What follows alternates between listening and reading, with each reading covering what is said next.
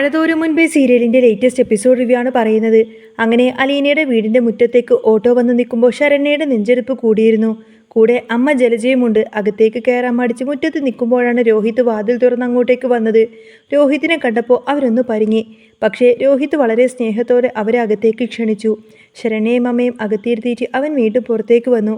ശരണ്യ ഇവിടെ കൊണ്ടുവന്നത് ഓട്ടോക്കാരൻ ഷാജിയാണെന്ന് അവൻ അറിയാമായിരുന്നു. ഷാജി ഒന്ന് കാണണം, അവനോടൊന്ന് സംസാരിക്കണമെന്ന് അവന് വല്ലാതെ തോന്നി. തൻ്റെ ചേച്ചി അലീനയെ മരണത്തിൻ്റെ വക്കിൽ നിന്നും ജീവിതത്തിലേക്ക് തിരികെ കൊണ്ടുവന്നതാണല്ലോ ഷാജി. സ്വന്തം ജീവൻ പണയം വെച്ചാണ് അവൻ തൻ്റെ ചേച്ചിയെ രക്ഷിച്ചത്. ഷാജിയോട് അവന് പറഞ്ഞറിയിക്കാൻ കഴിയാത്ത അത്രമാത്രം കടപ്പാടുണ്ട്. മുറ്റത്തേക്ക് ചെന്നപ്പോൾ ഷാജി അവിടെ നിൽക്കുന്നുണ്ടായിരുന്നു. രോഹിത് ചിരിച്ചുകൊണ്ട് അവനോട് പറഞ്ഞു, ഷാജിയേട്ടാ അവിടെ നിൽക്കാതെ അകത്തേക്ക് കയറി വായോ. ഷാജി ഒന്നും മടിച്ചു. വേണ്ട സാറേ, ഞാൻ ഇവിടെ തന്നെ നിന്നോളാം, അകത്തേക്കൊന്നും വരുന്നില്ല എന്ന് പറഞ്ഞു. രോഹിത് അവനകത്തേക്ക് ചെന്നു. മുൻപ് ഞാൻ കണ്ടിട്ടില്ലെങ്കിലും ആരാണെന്ന് എനിക്ക് ശരിക്കും മനസ്സിലായിരുന്നില്ല. പിന്നെ ശരണ്യ പറഞ്ഞപ്പോഴാണ് ഞാൻ അറിയുന്നത് എൻ്റെ അലീന ചേച്ചിയുടെ ജീവൻ രക്ഷിച്ച ഷാജിയേട്ടനാണെന്ന്. ജയിലിൽ നിന്നും ഇറങ്ങിയ ശേഷം തന്നെ ഞാൻ ആ വീഡിയോസ് എല്ലാം തന്നെ കണ്ടിരുന്നു. എനിക്ക് ചേട്ടനെക്കുറിച്ച് ഓർക്കുമ്പോൾ ശരിക്കും അഭിമാനം തോന്നുന്നുണ്ട്. അന്ന് ചേട്ടനില്ലായിരുന്നുവെങ്കിൽ ഒരു പക്ഷേ എൻ്റെ അലീന ചേച്ചിയെ ഇന്ന് ജീവനോടെ എനിക്ക് കാണുമായിരുന്നില്ല. രോഹിത്തിൻ്റെ വാക്കുകളിൽ നിറയെ നന്ദിയുണ്ടായിരുന്നു. അത് കേട്ടപ്പോൾ ഷാജി ഒന്ന് പുഞ്ചിരിച്ചു. അതെ, അത്രയും വലിയൊരു ത്യാഗം അവളല്ലാതെ വേറൊരു പെണ്ണും ചെയ്യുമെന്നൊന്നും എനിക്ക് തോന്നുന്നില്ല. ഇവിടെ ഈ വീട്ടിൽ വെറും ഒരു ജോലിക്കാരിയായി നിൽക്കുന്ന പെൺകുട്ടിയല്ലേ അവൾ. സ്വന്തം ജീവന് പോലും നോക്കാതെ അത്ര വലിയൊരു ത്യാഗം ചെയ്യണമെങ്കിൽ അവളുടെ മനസ്സിൻ്റെ വലിപ്പം അത്രയും ഉണ്ടെന്ന് എനിക്ക് അപ്പോഴേ മനസ്സിലായിരുന്നു. എനിക്കവളെ മുൻപേ പരിചയമുണ്ട്. ഇവിടെ വന്നതിന് ശേഷം അവൾക്ക് കിട്ടുന്ന പൈസയൊക്കെ കുറിച്ച് അനാഥാലയത്തിലൊക്കെ അവൾ സാധനങ്ങൾ വാങ്ങിച്ചു കൊടുക്കാൻ പോകുമായിരുന്നു. അങ്ങനെയാണ് ഞാൻ അവളെ പരിചയപ്പെടുന്നത്. അവൾ അങ്ങനെയൊക്കെ ചെയ്തില്ലെങ്കിലേ അത്ഭുതമുള്ളൂ. ഷാജി അലീനയെക്കുറിച്ച് വളരെ ബഹുമാനത്തോടെയാണ് സംസാരിച്ചത്. ഇതെല്ലാം കേട്ട് രോഹിത് അറിയാതെ ഷാജിയുടെ മുന്നിൽ ഇങ്ങനെ കൈകൂപ്പി പോയി. ഒത്തിരി നന്ദിയുണ്ട് ചേട്ടാ. ഷാജി പെട്ടെന്ന് രോഹിത്തിൻ്റെ കൈ പിടിച്ച് മാറ്റി. ഇതിൻ്റെ ഒന്നും ആവശ്യമില്ല, എന്നെക്കൊണ്ട് ചെയ്യാൻ പറ്റുന്നത് ഞാൻ ചെയ്തു, അത്രയുള്ളൂ. അങ്ങനെയല്ല, വാ അകത്തിരുന്ന് സംസാരിക്കാം. രോഹിത് ഷാജിയെ നിർബന്ധിച്ചു. ഞാൻ വന്നോളാം, നീ കയറിപ്പോയിക്കോ, ഷാജി ഒഴിഞ്ഞു മാറാൻ നോക്കിക്കൊണ്ട് പറഞ്ഞു. പക്ഷേ രോഹിത് വിട്ടുകൊടുത്തില്ല. എൻ്റെ ചേച്ചിയെ രക്ഷിച്ച ആള് ഈ മുറ്റത്ത് നിൽക്കേണ്ടവനല്ല, അകത്ത് വന്ന് കയറിയിരിക്കണം. രോഹിത് ഷാജിയെ കൂട്ടി നേരെ അകത്തേക്ക് നടന്നു. ഈ സമയത്താണ് ബബിതയും കൃഷ്ണമോളും ഹാളിലേക്ക് വരുന്നത്. അവർ ഹാളിൽ അപരിചിതമായ 2 പേരെ കണ്ടു. ശരണ്യയും ജലജയും അവിടെ ഇരിക്കുന്നുണ്ടായിരുന്നു. ബബിതയ്ക്ക് പെട്ടെന്ന് അവരെ മനസ്സിലായില്ല. ശരണ്യ എഴുന്നേറ്റ് വന്ന് പറഞ്ഞു, എൻ്റെ പേര് ശരണ്യ, ഞാൻ അലീന ചേച്ചിയെ കാണാൻ വന്നതാണ് എന്ന് പറയും. അപ്പോഴാണ് അവർക്ക് കാര്യം മനസ്സിലായത്. ബബിത ചോദിച്ചു, അല്ല അലീന ചേച്ചി വിളിച്ചിട്ടുണ്ടായിരുന്നോ എന്ന്. വിളിച്ചിട്ടുണ്ടായിരുന്നു, ചേച്ചിക്ക് പനിയാണെന്ന് പറഞ്ഞിരുന്നു, അതുകൊണ്ടാണ് ഞാൻ കാണാൻ വന്നത്. രോഹിതേട്ടനാ ഞങ്ങളോട് ഇവിടെ ഇരിക്കാൻ പറഞ്ഞത്. ശരണ്യ മറുപടി നിറങ്ങൽ. അല്ല അലീന ചേച്ചിയുടെ അടുത്തേക്ക് പോയില്ലേ, ബബിത ചോദിച്ചു. ഇല്ല എന്ന് ശരണ്യ തലയാട്ടി. എങ്കിൽ വാ, ഞാൻ കൂട്ടിക്കൊണ്ടു പോവാമെന്ന് ബബിത അവരെയും കൂട്ടിയിട്ട് നേരെ അലീനയുടെ മുറിയിലേക്ക് ചെന്നു. ശരണ്യയുടെ ഉള്ളിൽ വല്ലാത്തൊരു സന്തോഷമുണ്ടായിരുന്നു. കുറേ ദിവസമായി അലീന ചേച്ചി ഒന്ന് കാണാൻ അവൾ വല്ലാതെ അത്രമാത്രം ആഗ്രഹിച്ചിരുന്നു. ചേച്ചിക്ക് വയ്യെന്നറിഞ്ഞപ്പോൾ തൊട്ട് എങ്ങനെയെങ്കിലും ഒന്ന് വന്ന് കണ്ടാൽ മതിയെന്നായിരുന്നു അവൾക്ക്. മുറിയുടെ മുന്നിലെത്തിയപ്പോൾ ബബിത പറഞ്ഞു, ഇതാ മുറിയെന്ന്. ശരണ്യയും ജലജയും പതുക്കെ അകത്തേക്ക് കയറി. അവരെ കണ്ടപ്പോൾ അലീനക്ക് ശരിക്കും അങ്ങ് അത്ഭുതമായി. ലൊക്കേഷൻ മാപ്പൊക്കെ അയച്ചു കൊടുത്തിരുന്നുവെങ്കിലും അവൾ ഇത്ര പെട്ടെന്ന് തന്നെ ഇങ്ങോട്ടേക്ക് അവൾ അലീനയെ കാണാൻ വരുമെന്ന് അലീന ഒട്ടും തന്നെ പ്രതീക്ഷിച്ചിരുന്നില്ല. ശരണ്യ ഓടിച്ചെന്ന് അലീനയെ അങ്ങ് കെട്ടിപ്പിടിച്ചു. അലീന അവളെ സ്നേഹത്തോടെ വിളിക്കി. മാറി നിൽക്ക്, എനിക്ക് നല്ല പനിയുണ്ട്, നിനക്കും കൂടി ഈ ഒരു പനി പിടിക്കും കൊച്ചേ എന്നൊക്കെ പറയും. അതൊന്നും സാരമില്ല, അലീന ചേച്ചിയുടെ പനിയല്ലേ, എനിക്ക് പിടിച്ചോട്ടെ എന്ന് ശരണ്യ പറഞ്ഞിട്ട് അവൾ എങ്ങനെ നെഞ്ചോട് ചേർത്ത് നിന്നു. ഇതൊക്കെ കണ്ടുകൊണ്ടാണ് ജലജ അകത്തേക്ക് വരുന്നത്. പുറത്തു നിന്ന് ബബിതയും ഇതെല്ലാം തന്നെ കാണുന്നുണ്ടായിരുന്നു. ശരണ്യക്ക് അലീനയോട് എത്രമാത്രം സ്നേഹമുണ്ട് എന്ന് അവർക്ക് മനസ്സിലായി. അലീനയെ ജീവിതത്തിലേക്ക് തിരികെ കൊണ്ടുവരാൻ വേണ്ടിയിട്ട് ശരണ്യ എത്രത്തോളം കഷ്ടപ്പെട്ടിരുന്നു എന്നും ബബിതയ്ക്ക് നന്നായിട്ട് അറിയാമായിരുന്നു. ബബിത പതിയെ അവിടെ നിന്നും താഴേക്ക് പോയി. ശരണ്യ സങ്കടത്തോടെ അലീനയോട് പറഞ്ഞു, ചേച്ചിയെ കാണാഞ്ഞിട്ട് എനിക്കൊരു സമാധാനം ഉണ്ടായിരുന്നില്ല ചേച്ചി. അല്ല, നീ ഇങ്ങോട്ടേക്ക് വരാനായിട്ട് നിന്റെ അച്ഛനൊക്കെ സമ്മതിച്ചോ എന്ന് അലീന ചോദിച്ചു. ജലജയാണ് അതിന് മറുപടി പറഞ്ഞത്. അതെങ്ങനെയാ, ഇവളോട് പോവണ്ട എന്ന് പറഞ്ഞാൽ ഇവൾ കേൾക്കണ്ടേ? എൻ്റെ മോളെ, ഇവൾ എന്തൊരു വാശിയായിരുന്നു അറിയോ. ആഹാരം പോലും കഴിക്കാതെ നിരാഹാര സമരമായിരുന്നു. എനിക്ക് പോയാൽ മതിയാവുമെന്നൊക്കെ പറഞ്ഞ് ഇവളുടെ അച്ഛനും ആങ്ങളെയും ഒന്നും തന്നെ സമ്മതിച്ചിരുന്നില്ല. ഗോപന് നല്ല ദേഷ്യമുണ്ടായിരുന്നു. പിന്നെ ഒരു വിധത്തിൽ അവരെയൊക്കെ പറഞ്ഞ് മനസ്സിലാക്കിയിട്ട് ഞാൻ ഇങ്ങോട്ടേക്ക് പോന്നതാ. ഇത് കേട്ടപ്പോൾ അലീനയ്ക്ക് സങ്കടം തോന്നി. എന്തിനാ മോളെ വെറുതെ റിസ്ക് എടുത്തിട്ട് ഇങ്ങോട്ടേക്ക് വന്നത്? ഇനി വല്ല പനിയും പിടിച്ചാലോ? പിടിച്ചോട്ടെ, എനിക്ക് സാരമില്ല. എനിക്ക് വയ്യാത്ത സമയത്ത് അലീന ചേച്ചിയല്ലേ ഉണ്ടായിരുന്നുള്ളൂ എന്നെ നോക്കാൻ. എന്നാലും ചേച്ചിയുടെ കാര്യങ്ങളൊക്കെ ആരാ നോക്കുന്നത്?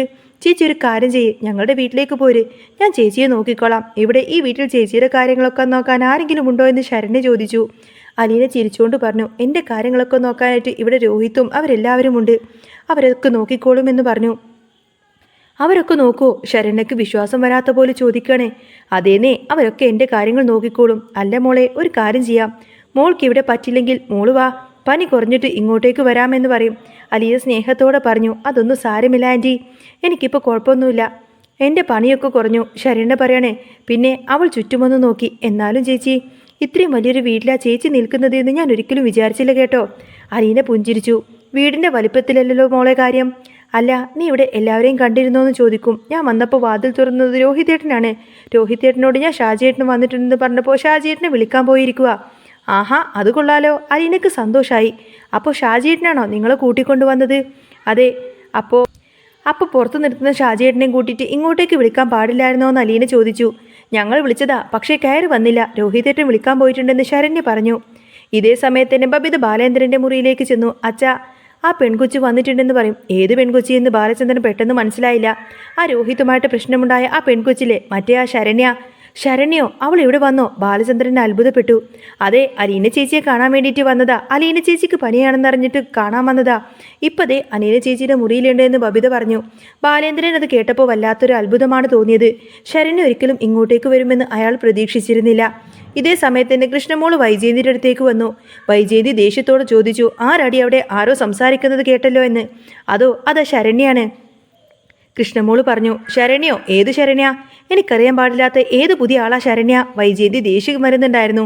അതെ, രോഹിതിൻ്റെ ആ പ്രശ്നമുണ്ടായ പെൺകൊച്ചില്ലേ, അവളാണ് ശരണ്യ എന്ന് പറയും. ഓ അതാണോ? അവൾ എന്തിനാ ഇങ്ങോട്ടേക്ക് വന്നത് എന്ന് വൈജയന്തി പൊട്ടിത്തെറിച്ച് ദേഷ്യം കൊണ്ട് ചോദിച്ചു. കൃഷ്ണമോൾക്ക് അത് കേട്ടപ്പോൾ ദേഷ്യം വന്നു. അമ്മ അത് എന്തറിഞ്ഞിട്ടായി പറയുന്നത്? അവൾ എന്തിനാ ഇങ്ങോട്ടേക്ക് വന്നതെന്നോ? എന്ത് ധൈര്യത്തിലാ അവൾ ഇങ്ങോട്ടേക്ക് വന്നേ?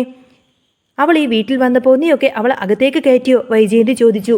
പിന്നെ കയറ്റാതെ, അമ്മ പറയുന്ന ആ ശരണ്യ ചേച്ചി ഇല്ലായിരുന്നുവെങ്കിലുണ്ടല്ലോ ഇന്ന് ഒരു കാരണവശാലും രോഹിതേട്ടൻ ഈ വീട്ടിൽ നിൽക്കില്ലായിരുന്നു.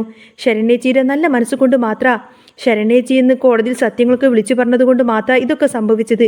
അല്ലെങ്കിൽ ഒരു കാരണവശാലും രോഹിതേട്ടൻ പുറത്തിറങ്ങില്ലായിരുന്നു. എന്നിട്ടാണോ അമ്മ ഇങ്ങനെ കുറ്റപ്പെടുത്തി സംസാരിക്കുന്നത്? ആ ചേച്ചി ഒരു പാവമായതുകൊണ്ടാണെന്ന് കൃഷ്ണമോള് തുറന്നു പറഞ്ഞു. എടി, എന്നാലും അവൾ കാരണല്ലേ എൻ്റെ മോനെ എന്ന് വൈജയന്തി പറഞ്ഞു തുടങ്ങി. അമ്മ ഇപ്പോഴും അമ്മയുടെ വാശി മാത്രമേ നോക്കുന്നുള്ളൂ. മര്യാദയ്ക്ക് ഇരിക്കാൻ നോക്ക്. എങ്ങാനും ഒച്ചപ്പാടും ബഹളവും ഉണ്ടാക്കിയ അച്ഛൻ കേട്ടിട്ടുണ്ടല്ലോ. പിന്നെ അത് മതി ഇവിടെ അടുത്ത പ്രശ്നമുണ്ടാവാന്. ഞാനൊന്നും പറഞ്ഞില്ലെന്ന് വേണ്ട എന്ന് കൃഷ്ണമോൾ അങ്ങ് പറഞ്ഞിട്ട് ദേഷ്യപ്പെട്ട് അവിടെ ഇന്നും പോരുകയാണ്. എന്നാലും വൈജയന്തിക്ക് ദേഷ്യം അടങ്ങാനാവുന്നില്ല. അവൾ എന്ത് ധൈര്യത്തിലാണ് ഈ വീട്ടിലേക്ക് കയറി വന്നത്? ഇനിയിപ്പോൾ വല്ല പൈസയും വാങ്ങിക്കാനാണോ, അങ്ങനെ വല്ലതുമാണോ എന്ന് ചോദിക്കുമ്പോൾ കൃഷ്ണമോൾ അലീനെ കാണാൻ വന്നതാണെന്ന് പറഞ്ഞ് വൈജയന്തിക്ക് വിശ്വസിക്കാൻ കഴിഞ്ഞില്ല. അലീനയുമായി സംസാരിക്കുമ്പോൾ ശരണ്യക്ക് വല്ലാത്ത സന്തോഷമായിരുന്നു. ശരണ്യയുടെ മുഖത്തെ ആ ഒരു സന്തോഷം കണ്ടപ്പോൾ ജലജ അലീനയോട് പറഞ്ഞു. 2 ദിവസമായിട്ട് അവിടെ എന്തായിരുന്നു അറിയാമോ മോളെ? നേരത്തിന് ആഹാരം പോലും കഴിക്കില്ല. ഇന്നലെ തൊട്ട് നിരാഹാരമായിരുന്നു. ഒടുവിലാ ഞാൻ ഇങ്ങോട്ടേക്ക് ഇവളെ കൂട്ടിക്കൊണ്ടു വന്നത്. ഞാൻ പറഞ്ഞതാ, പനി കുറഞ്ഞു കഴിയുമ്പോൾ നിനക്ക് അലീനയെ ഇങ്ങോട്ടേക്ക് വിളിക്കാമെന്നൊക്കെ. പക്ഷേ ഇവള് സമ്മതിക്കണ്ടേ? അലീന ശരണ്യെന്നോ നോക്കി ചിരിച്ചു. അതെ, ഞാൻ പനി കുറഞ്ഞു കഴിഞ്ഞപ്പോൾ മോളെ കാണണമെന്നോർത്ത് അങ്ങോട്ടേക്ക് വരാനായിട്ട് ഇരിക്കുമായിരുന്നു. പിന്നെ ഇനിയിപ്പോൾ അധികം വൈകാതെ തന്നെ റിസൾട്ടൊക്കെ വരുമല്ലോ. റിസൾട്ട് വന്നു കഴിഞ്ഞാൽ മോൾ ഇനി പഠിക്കാനൊക്കെ പോവണ്ടേ? അത് കേട്ടപ്പോൾ ശരണ്യയുടെ മുഖം വാടി. ജലജ പറഞ്ഞ്, അതെങ്ങനെയാ? കുറേ അധികം പൈസ വേണ്ടേ മോളെ എന്ന്. അതിന് വേണ്ടിയിട്ടുള്ള പൈസയും കാര്യങ്ങളൊന്നുമില്ല. അതുകൊണ്ട് അതൊന്നും തീരുമാനിച്ചിട്ടില്ല എന്ന് പറയും. അന്നേരം അലീന സ്നേഹത്തോടെ പറഞ്ഞു. അതൊന്നും ഓർത്തിട്ട് ആൻറ്റി വിഷമിക്കൊന്നും വേണ്ട. ആ കാര്യത്തിലൊക്കെ എന്തായാലും ഞാനൊരു തീരുമാനം എടുത്തിട്ടുണ്ട്. ഇവളെ നമ്മൾ പഠിപ്പിക്കും. ആ കാര്യത്തിൽ ഞാൻ ഉറപ്പ് തരാമെന്ന് പറയും. അങ്ങനെ കുറേ നേരം സംസാരിച്ചതിന് ശേഷമാണ് കേട്ടോ അവർ ആ മുറിയിൽ നിന്നും പുറത്തിറങ്ങുന്നത്. താഴെ ബാലചന്ദ്രൻ അവർക്ക് വേണ്ടിയിട്ട് കാത്തിരിക്കുന്നുണ്ടായിരുന്നു.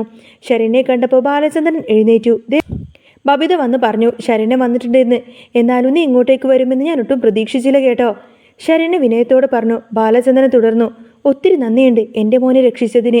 എങ്ങനെ നന്ദി പറയണമെന്നറിയില്ല. നിന്റെ സ്ഥാനത്ത് ചിലപ്പോൾ വേറെ ആരെങ്കിലും ആയിരുന്നെങ്കിൽ എൻ്റെ മോനെ രക്ഷിക്കില്ലായിരുന്നു എന്ന് പറയും. ശരണ്യ പതിയെ പറഞ്ഞു. അതെ, രോഹിതേട്ടൻ തെറ്റൊന്നും ചെയ്തിട്ടില്ലെങ്കിലേ, അതുകൊണ്ടാ. തെറ്റ് ചെയ്യാത്ത ഒരാളുടെ നേരെ എനിക്ക് കൈ ചൂണ്ടാനൊന്നും പറ്റില്ല. അന്നേരം ജലജ ഇടപെട്ടു. എല്ലാവരും പറഞ്ഞു കഴിഞ്ഞപ്പോഴാണ് ഞങ്ങൾക്ക് തെറ്റുപറ്റിപ്പോയത്. പോലീസുകാരും ബാക്കി സംഘടനക്കാരൊക്കെ പറഞ്ഞു കഴിഞ്ഞപ്പോൾ കേസിന് ബലം കൂടാനായിട്ട് രോഹിതിൻ്റെ പേരും കൂടി ചേർക്കാൻ പറഞ്ഞപ്പോൾ അങ്ങനെ ഞങ്ങൾ ചേർത്തതാ. പക്ഷേ പിന്നീടാണ് അലീന വന്ന് പറഞ്ഞു കഴിഞ്ഞപ്പോഴേക്കും ഞങ്ങൾക്കൊക്കെ കാര്യം ബോധ്യപ്പെട്ടത്. ബാലചന്ദ്രൻ ഗൗരവത്തോടെ പറഞ്ഞു. ശരിക്കും മോൾ ആ തീരുമാനമെടുത്തത് എൻ്റെ മോൻ്റെ ജീവിതം മാത്രമല്ല, ഈ കുടുംബത്തിൻ്റെ ജീവിതം കൂടിയാണ് രക്ഷപ്പെട്ടത്. ഈ കുടുംബത്തിലുള്ളവരുടെ അന്തസ്സും അഭിമാനമൊക്കെ. ഒരു പക്ഷേ സത്യങ്ങളൊക്കെ കോടതിയിൽ വിളിച്ചു പറഞ്ഞില്ലായിരുന്നുവെങ്കിൽ എന്തായി തീരുമെന്ന് പോലും എനിക്കറിയില്ല. മോള് കാണിച്ച ധൈര്യമുണ്ടല്ലോ, അതിന് എങ്ങനെ നന്ദി പറഞ്ഞാലും മതിയാവില്ല. ബാലചന്ദ്രൻ ശരണ്യയുടെ കൈകൾ ഇങ്ങനെ കൂട്ടിപ്പിടിച്ചു. ആ കണ്ണുകളിൽ നിറയെ നന്ദിയുണ്ടായിരുന്നു. പിന്നീട് അവർ കുറേ നേരം സംസാരിച്ചിരുന്നു. ശരണ്യയുടെ പഠിത്തമൊക്കെ ബാലചന്ദ്രൻ ചോദിച്ചറിഞ്ഞു. ശരണ്യ സങ്കടത്തോടെ പറഞ്ഞു, ഇനിയിപ്പോൾ പഠിത്തത്തെക്കുറിച്ചൊന്നും അറിയില്ല അങ്കിളെ, എങ്ങനെയായിരിക്കുമെന്നൊക്കെ. ബാലചന്ദ്രൻ അവളെ ആശ്വസിപ്പിച്ചു. അതൊന്നും ഓർത്ത് പേടിക്കേണ്ട കേട്ടോ, ഞാൻ അലീനയോട് പറഞ്ഞിട്ടുണ്ടായിരുന്നു മോളുടെ പഠിപ്പിന് വേണ്ടുന്ന കാര്യങ്ങളൊക്കെ ഞാൻ ചെയ്തോളാമെന്ന്. ജലജ പെട്ടെന്ന് തന്നെ പറഞ്ഞു, വേണ്ട, അതൊന്നും വേണ്ട സാറേ. വേണം, ബാലചന്ദ്രൻ ഉറപ്പിച്ചു പറഞ്ഞു. കാരണം പഠിത്തം നിർത്തിയിട്ട് പോവാൻ പറ്റില്ല. മിടുക്ക് കുട്ടിയാണെന്ന് അലീന പറഞ്ഞിട്ടുണ്ടായിരുന്നു. പഠിക്കാൻ നല്ല കഴിവുണ്ടെന്ന്. പഠിക്കാൻ കഴിവുള്ള പിള്ളേര് പഠിക്കാതിരിക്കരുത്, നന്നായിട്ട് തന്നെ പഠിക്കണം. അപ്പോഴേക്കും ബബിതയും കൃഷ്ണമോളും അവൾക്ക് കുടിക്കാനുള്ള ജ്യൂസുമായിട്ട് വന്നു. ബാലചന്ദ്രൻ വല്ലാതെ സന്തോഷവാനായിരുന്നു. ഓട്ടോക്കാരൻ ഷാജിയേട്ടനോട് ബാലചന്ദ്രൻ പ്രത്യേകം നന്ദി പറഞ്ഞു. ഷാജി ഉണ്ടായിരുന്നത് കൊണ്ടാണല്ലോ അലീനയുടെ ജീവിതം പോലും രക്ഷപ്പെട്ടത്. അന്ന് ഷാജി അവിടെ ഉണ്ടായിരുന്നില്ലെങ്കിലോ എന്ന് ഓർക്കാൻ കൂടി അയാൾക്ക് കഴിഞ്ഞുമായിരുന്നില്ല. എല്ലാവരുടെയും ഉള്ളിൽ സ്നേഹവും കടപ്പാടും മാത്രം നിറഞ്ഞു നിന്ന ഒരു സായാഹ്നമായിരുന്നു അത്. നന്ദിയും ആശ്വാസവും നിറഞ്ഞ കുറേയധികം നല്ല നിമിഷങ്ങൾ. ഇനി വരാനിരിക്കുന്ന നല്ല അടിപൊളി സൂപ്പർ എപ്പിസോഡുകളൊക്കെ തന്നെയാണ് കേട്ടോ. നിങ്ങൾക്ക് ഈ ഒരു ചാനൽ ഇഷ്ടമാവുകയാണെങ്കിൽ സബ്സ്ക്രൈബ് ചെയ്യാനും സപ്പോർട്ട് ചെയ്യാനും മറക്കല്ലേ. നെക്സ്റ്റ് വീഡിയോ ആയിട്ട് ഉടനെ വരാം. ബൈ.